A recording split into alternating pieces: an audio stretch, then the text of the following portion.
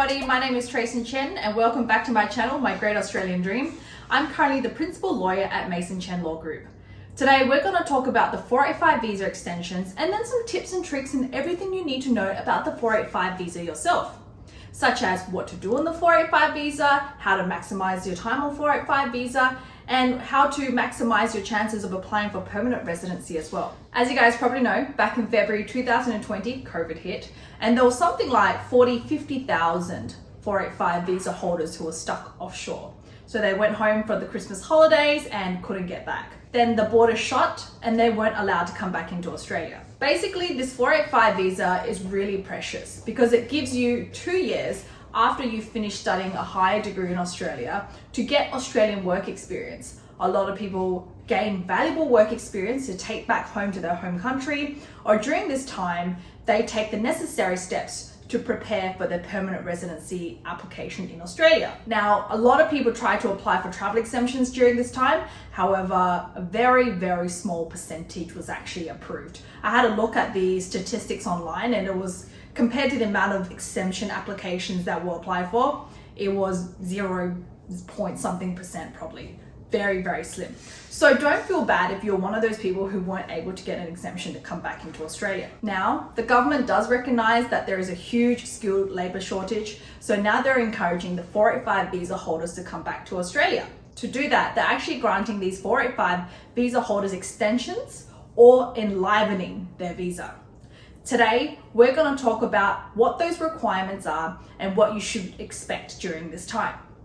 Initially, it was going to come into effect in July 2022, but I guess there's just been a lot of demand, a lot of pressure on the government. So they've actually moved that date forward to the 18th of February 2022. Now, this is what you need to be eligible. So for those 485 visa holders who are stuck offshore and were unable to use their 485 visa, they will be able to have their visas extended to the 30th September 2022. For those who are stuck offshore and had their visas expired when they were offshore, will have their visas enlivened until the 30th of September 2022. Now, the requirements for this are very clear. Number 1, you must have held a 485 visa on the 15th of December 2021. And if you still hold a 485 visa, it must expire before the 30th September 2022. The primary visa holder must have been in Australia at the time that the visa was granted. So if that 485 was granted while you're offshore in your home country, you wouldn't be eligible down this stream. The primary visa must have been stuck outside of Australia from the 1st of February 2022 until the 14th of December 2021.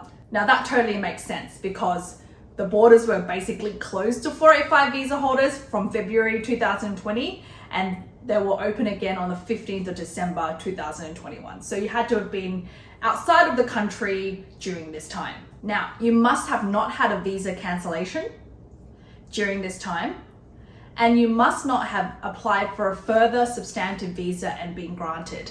So for a lot of people, if their 485 visa actually expired while they're overseas, some people may have applied for another visa, maybe a student visa. And if that was granted and you hold a student visa now, you're not eligible for the 485 visa extension or enlivening. Now, what I just spoke about just then was those 485 visa holders who still currently hold a 485 visa, but were stuck outside of Australia for a while. So they didn't actually get to use their 485 and do what they wanted to do, such as work and do other things here in Australia. What I'm going to talk about now is the 485 visa holders who are eligible for a 485 visa enlivening.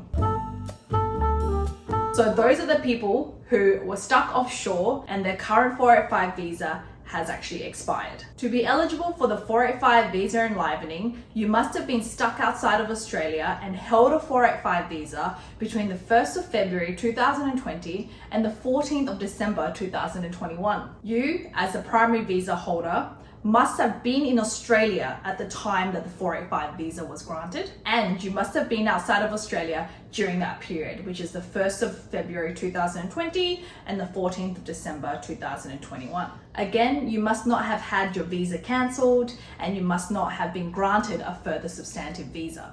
such as a student visa or even a tourist visa. Now, the good thing is you don't have to worry, you don't need to do anything. The government has all the records of this, so they will contact you by the 18th of February 2022 and notify you if you are eligible for this visa extension. So if you were granted the 485 visa with your wife and children or husband and children, then everyone's 485 visas will be either extended or enlivened. Now, as you know, recently announced, those who studied a Masters of Coursework will be eligible for a 3-year 485 visa as compared to previously, which was 2 years. Previously, Masters of Research graduates were only eligible for the 3-year extension. So basically now, that's those stuck offshore have the answer now. Those who are about to finish their Masters of Coursework also have their answer now. So now it comes down to those who are stuck onshore, would they be eligible for the extra 1 year, and in particular those who also did a Masters of Coursework. Obviously those who previously completed a Masters of Coursework, say in the last 2 years, should also be eligible for the extra 1 year extension. The government hasn't announced the new laws in that yet. So the question will be, those who completed a Masters of Coursework recently, such as in the last 2 years, will they be eligible for that extra 1 year extension? The government has announced something along the lines of that, but hasn't made anything formal yet.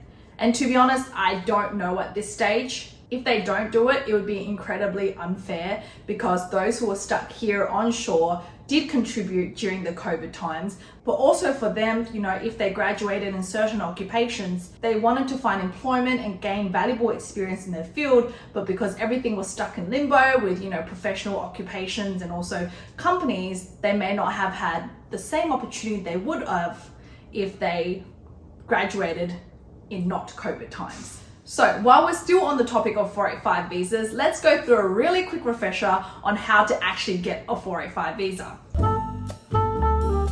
Firstly, you need to be under 50 years old. A lot of students that come are probably between 25 to 35, so this is about right. Now, in particular, for the post-study workstream that we are talking about today, you can't have held a student visa on or before the 5th of November 2011. Now, a lot of people don't fall into this category, but some people who are eligible for 485 now and maybe came to study when they were 12 or 13, they're not eligible for the 485, unfortunately. I've had a few of those clients and we have to work out a different visa pathway for them. Now, one of the key things is that you must have held a student visa within the last 6 months. So no matter what you do, whether you hold a student visa now or you previously did, it must be within the last 6 months. If you don't, you're actually not eligible. You also must have met the Australian study requirement within the last 6 months. So you must have completed your higher degree course in the last 6 months. So bachelor, masters by coursework, masters by research, whatever it may be, it must have been completed within the last 6 months.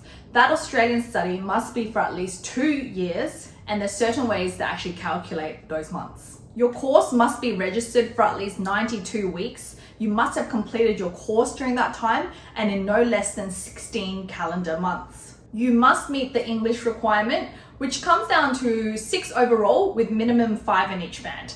I think most people who come to study here can easily meet that requirement. If you meet all those requirements, you can make an application for the 485 visa under the post-study work stream. If you completed a bachelor in Australia, you'll get 2 years. If you completed a Masters of Coursework, you'll get 3 years. Masters of Research will get 3 years. And I believe PhD graduates will get 4 years. Now, you are only eligible for this visa once as a main applicant. So for example, if you completed a bachelor, then went on your 485 visa, worked for 2 years, then went and did a master's, you're not eligible to apply for the post-study 485 visa again. However, that's only as the main applicant. You are actually eligible if you were to apply as a secondary applicant. So for example, you completed a bachelor degree and your partner was with you in Australia during that time as your dependent. Then both of you went on the 485 visa, you were the main applicant and your partner was a secondary applicant. Then your partner went on to study a bachelor in Australia, and then he or she applies for the 485 visa as the main applicant. You would be eligible for the second 485 visa because you're a secondary applicant, you're not the main applicant. This visa is great because it's got full-time work rights. You can do what you want in Australia. Most people use this to gain some valuable work experience. When they go back home, they have a great resume. They've got international experience essentially. This is also a great time for those who are looking to apply for maybe a long-term visa, such as permanent residence in Australia, to really get prepared and to meet the state or whatever requirements it may be to be invited for this visa. Now, I've done a lot of videos for this, so go and check out all my videos if you want some information about all the different states and how and what you can apply for. And I just want to say the 189 visa looks like it's coming back. We've had some invitations recently and they weren't just healthcare sector occupations, which is great. Thank you everybody for watching. Don't forget to like and subscribe, and also comment below if you want to find out about any other visas or want to learn about anything else about Australian immigration. Don't forget to also turn on your notifications because Australian migration changes all the time. And that's why on my other social media platforms, you'll see me putting out content, maybe once, twice a day, because there is just updates all the time. So keep your notifications on so you don't miss anything. Thank you so much for tuning in, and I'll see you guys in the next video.